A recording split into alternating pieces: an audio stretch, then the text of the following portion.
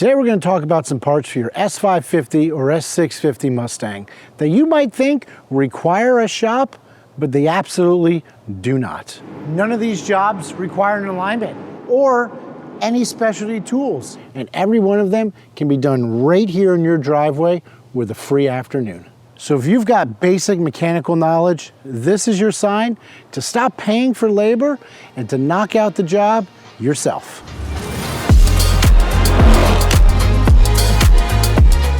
Now, one of the first parts that come to mind is the vertical links for the S550 and the S650 Mustang.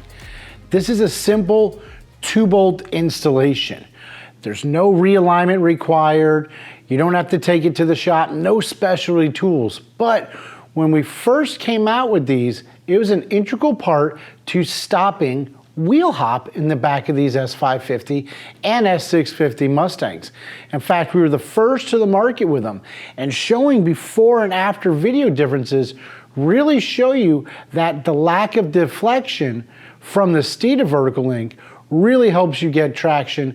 And these don't change the camber or the toe. It's simply replacing your factory piece with a beefier piece. And it's just 2 bolts for the S550 and the S650 per side. Now, speaking of wheel hop, let's talk about one of our most popular parts here at Steeda, our patented IRS braces. Now, it is the IRS brace, but you're not even removing the IRS. You're simply adding this on. You use 2 factory holes that are already threaded in the front. You support your front IRS subframe mounting bracket, and then this end ties in to the front mount of your rear lower control arm. Once again, we're not changing the alignment. We don't need any specialty tools. We're simply bolting this on and we're increasing traction, and it's a super easy and very popular modification. Another one of our favorite mods to do is installing front and rear bumper bars. Now, this isn't something that's going to be increasing traction, but anytime you can remove weight from your vehicle, you're increasing the performance. So let's say you're adding some front headlights and you're already removing your bumper. It's going to take you an additional 10 minutes to add a front bumper bar, but save you almost 15 pounds. Same thing with the rear of the car. Maybe you're changing the rear valence.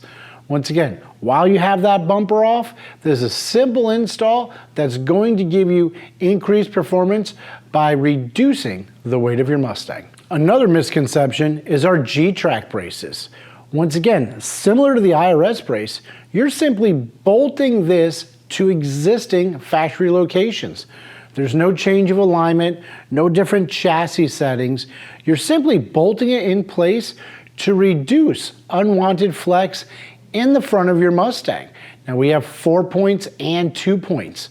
Either one helps reduce the flex in your front K-member and provides a much better feel, especially through the steering wheel of your S550 or S650 Mustang. Well, speaking of steering wheels, that's another part that you can simply bolt on to your Mustang. One of the biggest questions we get about the steering wheel is, well, what about the airbag? All you simply have to do is disconnect the battery, follow the instructions, and once you actually get the airbag assembly removed and disconnect the steering wheel, you can take it all inside. Put it on your kitchen counter. Maybe it's a hot summer day, or this time of year it's really cold outside, and you can work on it and transfer over all those little pieces to your new steering wheel. And it's something that every time you get in your car, similar to like a shift knob, you're going to be grabbing that steering wheel. It's going to give you instant gratification because it's one of those things that you are physically connected with every time you drive your Mustang. So one of the things us racers like to do in the off season, which is winter time, is go through your vehicle and maybe add or replace certain safety components. Maybe your seatbelts are going to be expired. Maybe you're looking to push your car harder in the next upcoming season, and that's when a drive shaft safety loop comes into place. There's no removing of the drive shaft.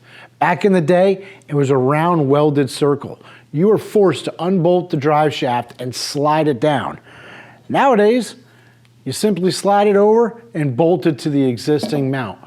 Our kit uses provided existing holes. Once again, we're not replacing anything, we're not removing anything. We're simply bolting this on to your transmission mount, and you're installing the loop over top of the drive shaft. So nothing needs to be removed. It's a simple addition, but it gives you great peace of mind, especially looking at the months ahead when you might be taking your car back out to the track. So getting yourself an NHRA approved safety loop is one of those key steps as you look to continue to push the envelope on your Ford Mustang. One of my most favorite parts, and it's something I actually added to my wife's Fusion, is a rear sway bar. You're only looking at 4 mounting points: the sway bar brackets and your end links. Now, a sway bar reduces the amount of roll in your car. It doesn't change the placement of the wheels. No alignments are necessary. We always tell you to start in the middle hole. That way, if you want a little bit more roll, you can go to the softer setting. Or if you want it to corner flatter and tighter, you can put it up to the stiffest setting. But this is the perfect example of an afternoon do-it-yourself job, is installing an adjustable rear sway bar.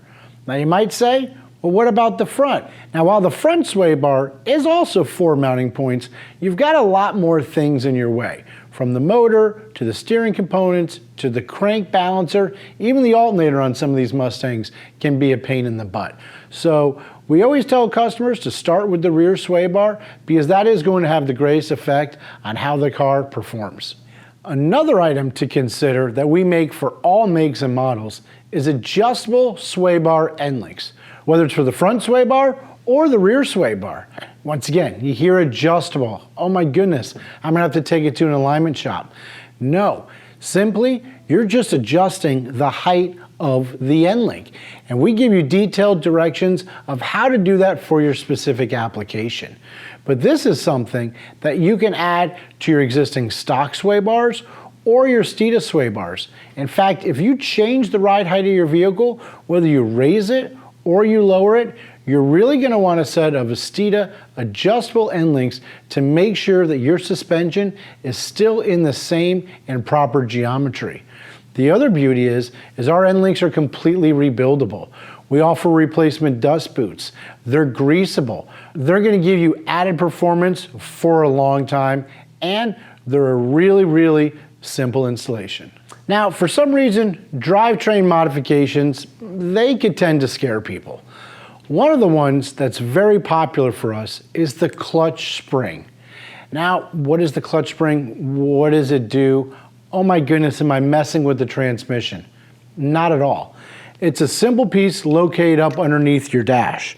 What it does is actually help the clutch pedal go to the floor when you press it. It's kind of at an angle, and as you start to press your clutch, this is going to expand and push the clutch to the ground. But what happens is you lose the feel of the clutch. Now, it does make pushing the clutch pedal easier, but as a car guy, you like to feel the engagement point. You want to know exactly where it is. Now, these are one of those things that's completely reversible. In fact, we've got kits that offer just the spring or the spring and the clutch perch. Now, what makes that nice is you don't have to mess with all the grease coming off your factory clutch spring. Now, some people say, just remove the clutch spring. It's going to give you the most accurate and real life feel possible. While that's true, you have to remember, when this is working, not only is it pushing the clutch to the floor, but at a certain point, it actually picks the clutch up, which keeps the pressure off of your slave cylinder. We have found that by just removing this, you're going to add increased wear and premature failure to your slave cylinder of your S550 or your S650 Mustang. Now, these are the parts that we picked out that we feel are pretty simple installs for the basic do-it-yourselfer right there at home. And keep in mind, do-it-yourself doesn't mean be reckless. It means be informed. And once you have the confidence to knock out some of these jobs, a shop visit becomes a choice and not a necessity, meaning you can take even more pride in what you do to your Mustang. So hit like, subscribe, follow us on Facebook, TikTok, Instagram, YouTube, and remember, Steeda, where speed matters.